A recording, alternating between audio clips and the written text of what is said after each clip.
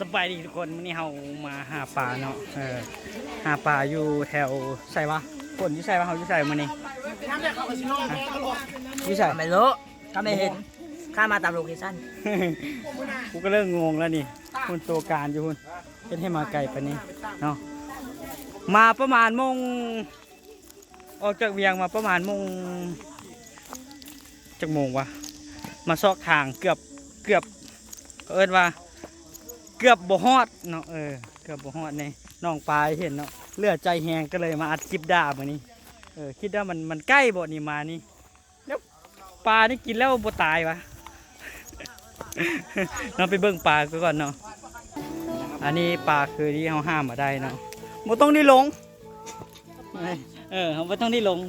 บ่มีหยังดอกเพิ่นห้ามมาแล้วยังบ่ตาย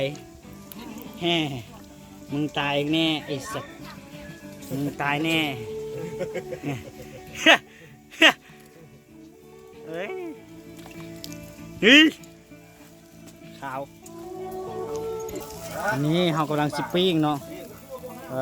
เนี่ยคนจะแซ่บบอกอู้ปลาไข่เผาปลาอันนี้คนปิ้งเนาะ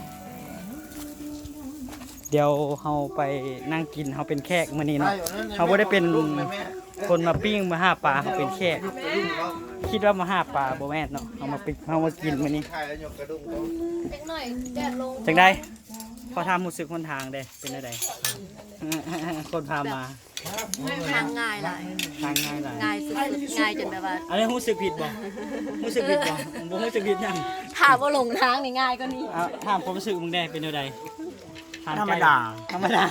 มึงดูตากูดิ ตากูกระโห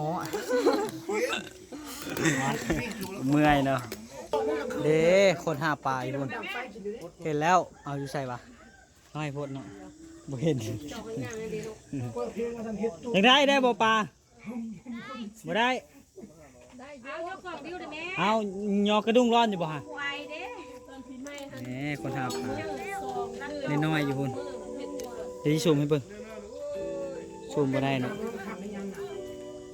อันนี้เป็นคนนอนกินอันนั้นเป็นคนหาเฮ้ยไปกวนลูกเพื่อนไปแห่ปลาสุกแล้วแขกบ่ได้รับเชิญเขาก็ต้องกินเนาะเฮ้ยไม่ได้กินปลาแล้วเฮ้